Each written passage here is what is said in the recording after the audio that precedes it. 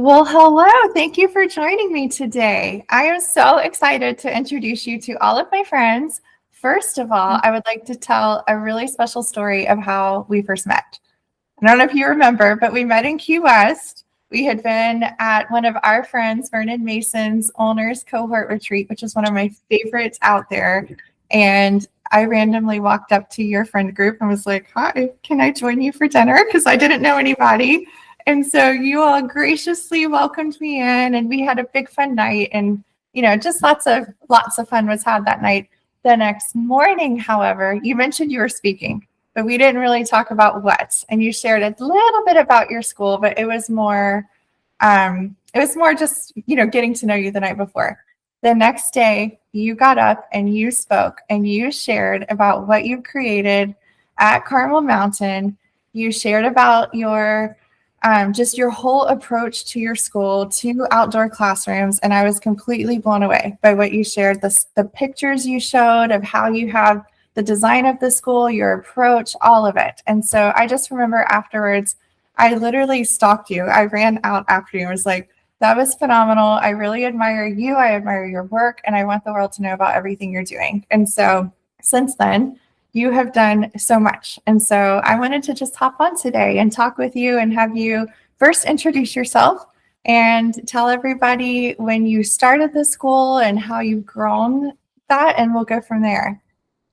My name's Arianne Bettazzi, and I actually did not start the school. I was 2 or 3 when the school was started by my parents. They bought the land and they built a beautiful preschool that has been open since 1983. And approximately 20 years ago, my parents asked me to come in and do finances 2 days a week. They got you. And yes. So I came in and did bookkeeping and finance. That was what my background was. And then my parents slowly started to step away. And I realized that I've always been around children and I've always been around nature, but I've never gone and gotten like an actual education on it. So I went back to community college, got an AA in early childhood education.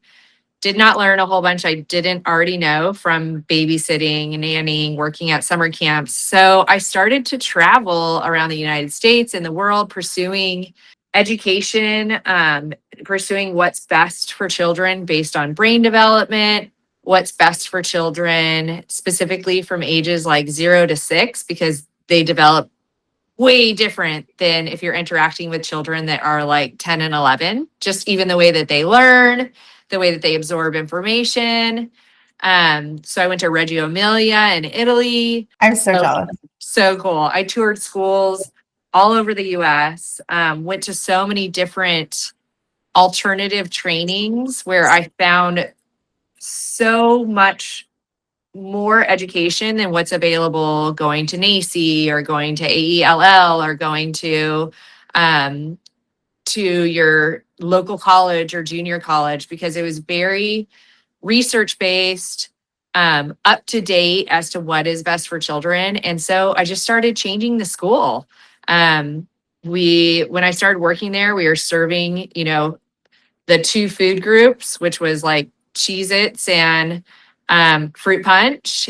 And I was like, this is ridiculous. Licensing requires you to serve 2 food groups, and you can serve Cheez-Its and fruit punch, but you can't serve apples and carrots because then it doesn't qualify as snack. So I just started to realize there's so many things going on in the early childhood education that aren't what's best for children. Yeah. And I decided that we're going to do what's best for children and find ways to make it work with the requirements and what we have to do to follow all the rules. So we started off becoming one of the first big preschools that only serve organic food. We got rid of all of our chemical soaps because those mess with children's development. Right. They're toxins, and only use Dr. Bronner soap. And we started replacing all of our big primary colored, even surfaced playgrounds with nature-based playgrounds that provide uneven surfaces and challenge and a lot of imagination. And so we just started doing a lot of changes, and they were slow changes at first. People come into our school and they're like, oh my gosh, we could never do that. But what they don't realize is the first time that we built our art studio is still in a tool shed. But when we decided to do an art studio, it was a 20 or 30-year-old art tool shed that one of my friends I surfed with gave us a skylight. Someone else gave us some barn doors, and we put like a deck and an overhang on it, and that's it. But Right. it was not something that costs like $30,000. It was something that maybe costs like, $1,500 to like fix up the tool shed, repaint it, get rid of the wood that is filled with termites, and make it into something that is really cool. And we're still using that tool shed as our art studio. So there's so many things that you can do with limited resources. And I think one of the other things that people don't understand is that these outdoor classroom playgrounds are so much cheaper than going and buying these massive play structures. So not only better for children, but they're also a lot cheaper. So you're able to create a lot cooler, bigger spaces with less funds. Well, and I want to go back and talk more about the outdoor classrooms because I know the research behind it, and I think most people can agree and latch on to how good it is for physical and mental health, but I don't know if everyone knows the brain. There's actual brain science behind how great this is, not just for cognitive, but their social, emotional development and the challenging behavior, which that's what we work with schools across the country, and that's huge after COVID is we have a bigger burst of these challenging behaviors. Teachers are struggling. It's really hard. And in my own experience with outdoor classrooms, it's just that the kids are moving. They're able to learn in such a different way. And I know you also embrace risky play, which I want to talk about too. Courageous play. Courageous play. Sorry. Is that what the official term is? Courageous play? That was created by a man named Lucas Ritson out of Australia that does like just incredible playground design.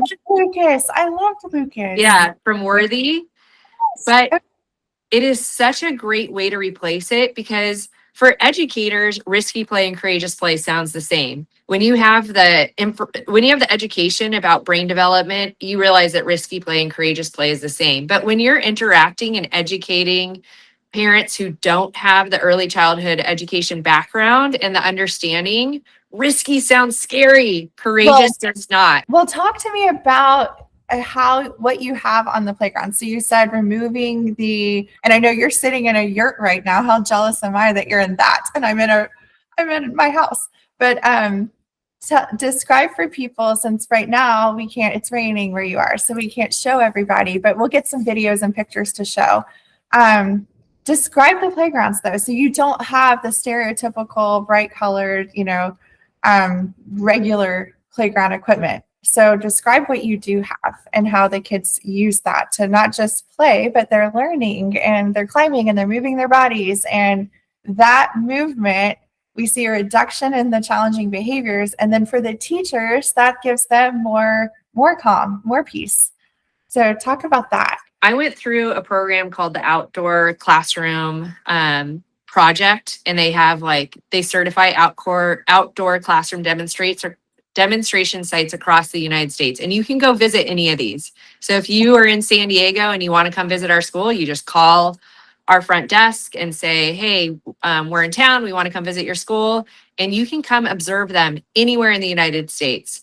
And their premise is that anything that you can do inside, you can do outdoors. So dramatic play, art, reading and writing, prep. You can do science, you can do math. So we create all these specific areas on the playground, but the things that you need, first of all, is water sources, shade, and storage. Those are the three major things that you need to have on your playgrounds. And then you have specific areas. So instead of a play structure that is all one single surface for a child, which doesn't really make sense, because when in life are you walking on a perfectly level surface? That Right. is not scaffolding a child's ability to walk on what real life is about, which is walking down the street and tree roots are coming out of the concrete and they're jacking up the concrete and it's raised like this. And you want your child to be able to step over that without stumbling. So Yeah. it's replaced with logs that are all at different angles, with tree cookies, with a lot of hill slides. We tend to always have swings on our playgrounds because there's so much developmentally that children can learn from, objects that are not just moving this way, but they can move around or side to side. They just get a lot of body awareness from that, as well as social, navigating. Like, it's my turn. No, it's not your turn. I'm on this a little longer, and then you can have a turn.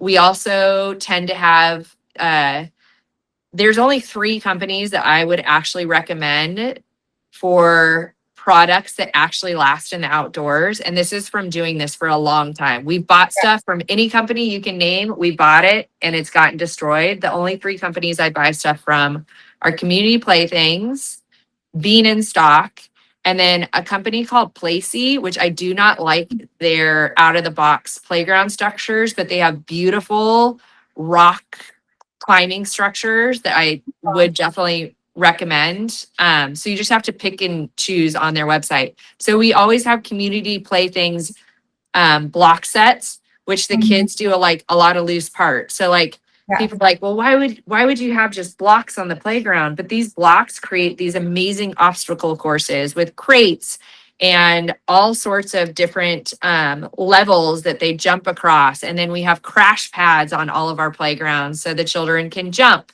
and get the kids that really need to, like, Yeah. Your sensory seekers. Yeah. sensory seekers, like the ones that like to possibly punch or Yep. hit or pull, like crash pads are really helpful. That's great. And the proprioceptive, it's all tied in there. And All then in. we try to always have some kind of nature that the children need to learn about to be not only respectful and gentle, but also to take care of, because the children that are needing to learn empathy, having them care for something, whether it be a plant or an animal or a bug, helps them with their learning of empathy. So talk to me about your bugs. Oh. Don't you have some critters? We have a lot of critters. We have a nature lab, which is also, we had 2 old tool sheds that were like 30 years old and kind of falling down. And one turned into an art studio and the other one turned into the nature lab. And in the nature lab, we have some snakes. One of them was my younger son's I need birthday. to come.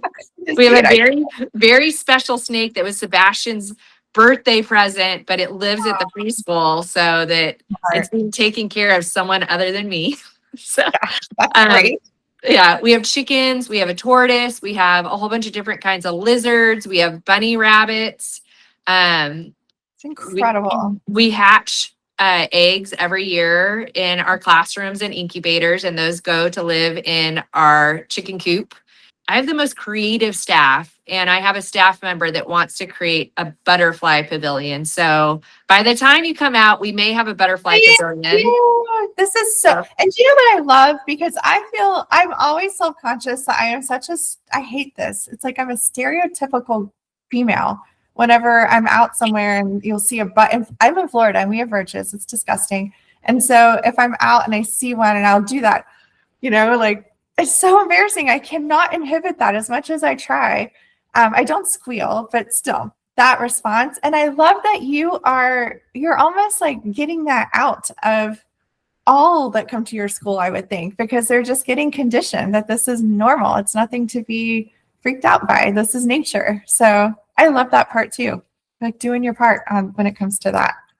They're getting a lot of education. We have an organic orchard, and we're starting to put in these areas that are native pollinators. So if you can figure out a way to find the plants that are native to your area and create a garden for native pollinators, you'll end up with a lot of different pollinating bugs in your area, which is helpful if you're growing stuff at your school. And then it's also a really good education piece for the children. Like, for example, in Florida, you go across, I mean, when I drive down Florida, you see green grass, palm trees, and those pink flamingos in the yard. But like, what are those are actual natural to that habitat? And so children don't understand what is natural to your habitat because we are bringing in so many things that aren't supposed to be in our habitat. So teaching them that and teaching them how it affects our environment and our ecology, I think is important. Absolutely. You're raising little scientists there. I love this. So you have an amazing event coming I want to talk about. But before we do that, I have one last question just on how you approach things. And we may need to do this again because I have probably 10 or 15 more questions, but I want to be respectful of time. How can someone, so you mentioned, they could order some of these things from those 3 places, but let's say you have someone who has maybe a Reggio Montessori or even a traditional school, and they want to start small. Because you said you didn't always have all of this. So if someone now wants to, I really want to dive into this. What is just a really quick, not too heavy on the budget? Things are tight for some people right now. What's a great approach? Would you say starting with perhaps a garden, or would you say starting with the playground structures? Like what would your first go-to be? I would go with maybe a mud kitchen because it's something that you could easily create. You could either buy one from Community Playthings, which is beautiful and will last forever, or you could get pictures online and just create something. You could have parents donate a table. Parents, like when we first created our mud kitchen, we had redone some of our bathrooms and we took the sinks out, the children's size sinks, and we just reused them and put wood planks around it. And those were our original mud kitchens. And then you can have parents donate pots and pans and plastic and spoons and like all sorts of things to play in there. And it's pretty easy to get dirt and water. I would do something like that. Or if you're going to do a garden, the easiest thing is to get those half barrel planters from Home Depot. They're relatively cheap. And you can put those anywhere, even if you're in a strip mall or in a place that doesn't have outdoor space, you can easily create some planter boxes. And I would start with some really hardy plants, especially if children aren't used to it, because they're going to pull them out. If they're not used to it, they're going to pull them out, especially depending on the age. So maybe some like rosemary or some lavender, like do things that are safe around children that they can put in their mouth. It's not going to be a big deal. And they're pretty hardy. And I'll share too, back when I was operating our schools, we had one of our teachers' husbands was very handy. And so I cannot remember how much it was, maybe 200, maybe a little bit more with his labor plus all the wood and everything that he got. He just went to Home Depot. We showed him a picture of a mud kitchen that we liked and he built it. And then just like you said, all of the parents donated old pots and pans. And in Florida, we had tons of mulch too, so they would cook with the mulch.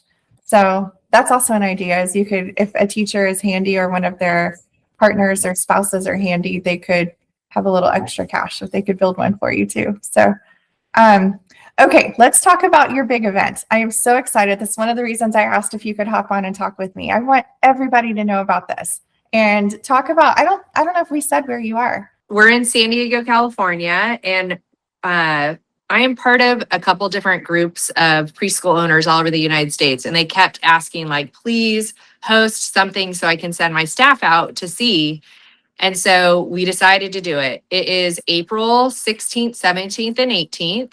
You can come just Saturday, which is April 18th. You can come Friday and Saturday, or you can come for Thursday through Saturday. So there's 3 separate tracks. We'll have tracks specific to owners, tracks specific to admin, and tracks specific to teachers, and especially garden teachers. Community Playthings is actually going to be involved with this with us because right now we're seeing a lot higher percentage of neurodivergent children. And Community Playthings is not only doing research, but they're putting out some furniture specific to neurodivergent children, both inside and outdoors. And so we have been trying out one of their prototypes. Okay. And they are going to roll it out at our conference. And so they are going to partner with our occupational therapist and our speech therapist and do some specific sessions on how to change our environments so that it's more conducive to the neurodivergent children while still being able to retain quality staff, because we all know that that's very stressful for staff members. So we're going to do that. There's going to be a lot of outdoor classroom, how to build spaces, and community playthings will also partner with that, showing people actually if you bring pictures and need ideas, they will help you figure it out. And our staff is able to help you guys as well with ideas and things that you could do. So if you bring pictures of like what your outdoor space, we can give you ideas of what to do in those spaces and like little hacks that you can do to create it. Because anyone can do it. Yeah. A lot of the items you can get from families who donate, from there's so many free resources and there's so many other free resources. Like if you're driving down the street and you see someone cutting down a tree that is a tree that is safe to be around children, a non-poisonous tree, and say, those people have to pay to dispose of those logs. And a lot of them will gladly drop it off at your playground, cut it up to the tree cookies that you want or the sizes that you want. And it saves them money because they don't have to pay to dispose it, and it goes to a better cause. It's not going into our trash, and the kids get to play with it. So we'll just give you guys a lot of hacks. And I think that people have so many reasons why they don't want to do it, because we live in a cold environment. One of the best schools I've ever visited as far as outdoor classrooms is in New Hampshire. And they had snow huts. They had snow warming huts, and the children were outside the entire day. So, and Nature Explorers demonstration site is in Nebraska. So, I mean, you can do it in all sorts of environments, but there's just different hacks on how to do that. So I think it will also be bringing people together who are all interested to bounce ideas off of each other.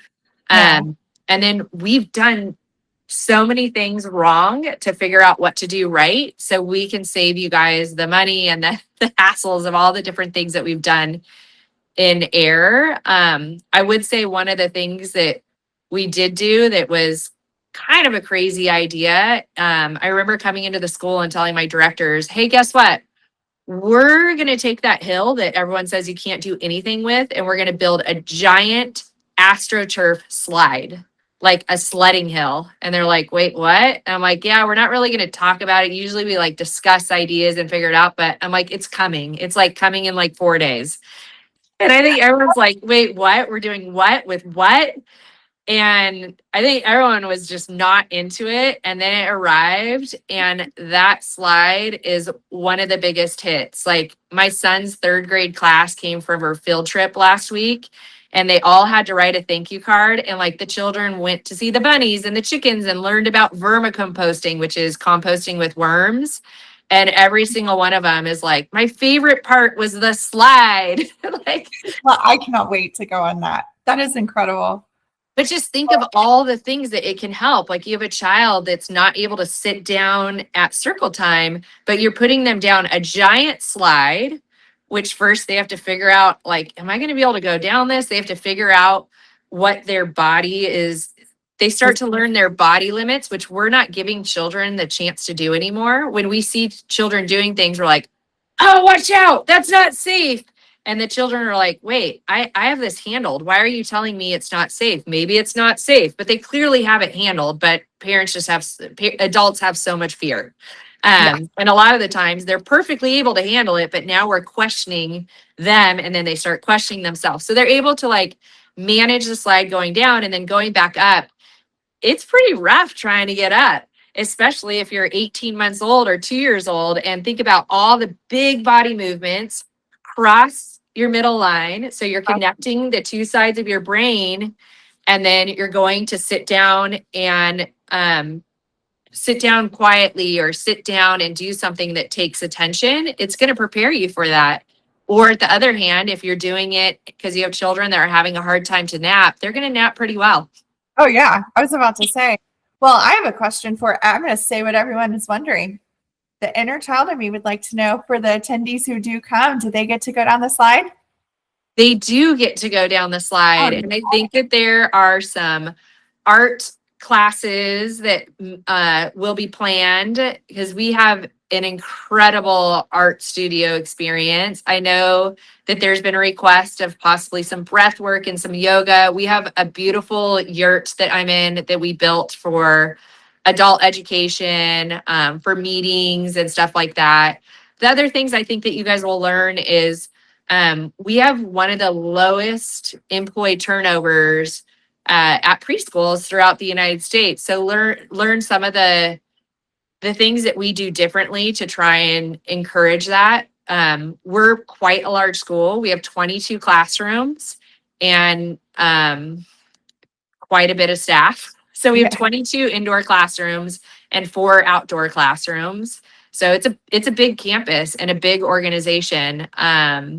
So if you come on Thursday is when you'll be able to do one-on-one, and that's a very limited amount of people that can come because we don't want it to be diluted. It will be, if you want to follow an admin, or if you want to follow an outdoor classroom, or if you want to follow a mentor teacher, then it'll be like, or if you want to follow marketing or enrollment, it will be like where you're one-on-one with them and able to ask all the questions you want. So that's people who really want to ask like nitty-gritty questions.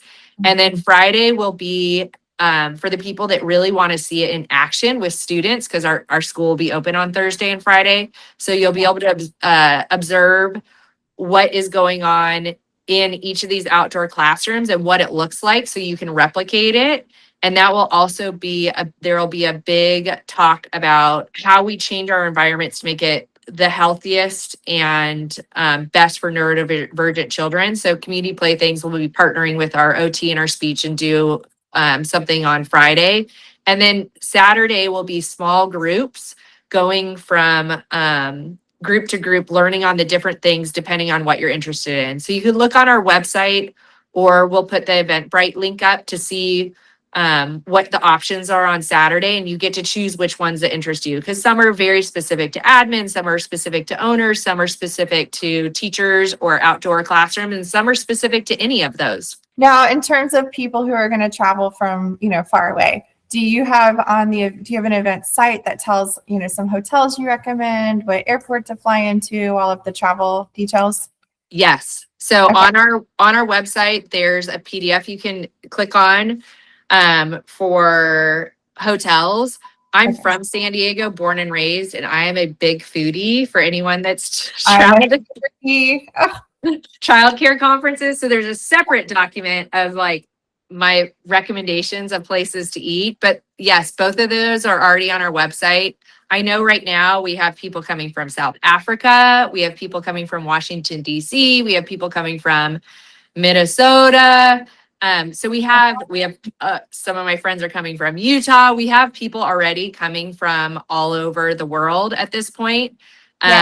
So there will be a lot of people coming from different places, but I wanted people like San Diego is such a beautiful place. We are about 20 minutes inland, but if you're here, you kind of want to stay near the beach. So most of the places I recommended were like places that are convenient to here, but closer to the beach. There's also like, I listed different areas that you guys can get Airbnbs if you're coming with a group of people. And yes, but that's all on there. If you have specific questions, feel free to email me. Like, I am craving Mexican food. What is the best place? This is where I'm staying, and I can email you back.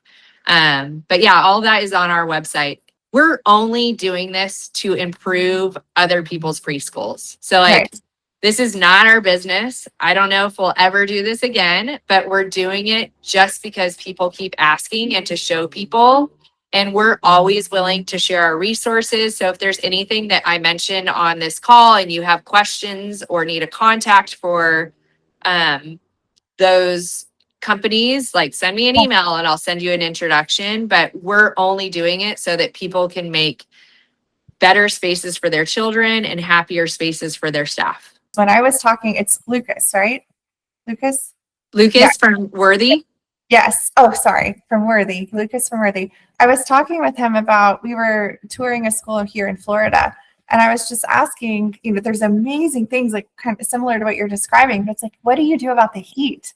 Because you mentioned the cold and the snow, but in Florida, sometimes our kids can't even go outside if the heat index gets so high. And what do we do, if this is too hot, the play structure is too hot, it's not safe.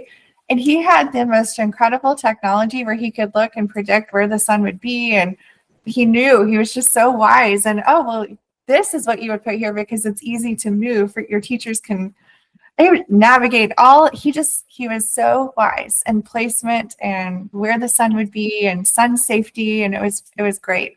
Hydration stations, all the things that we need. Shade, water, like shade and water are really important. Community playthings, all their stuff is made out of wood. So that tends to not get as hot as if you're getting plastic or metal structures. So if you're where we are, it gets pretty hot.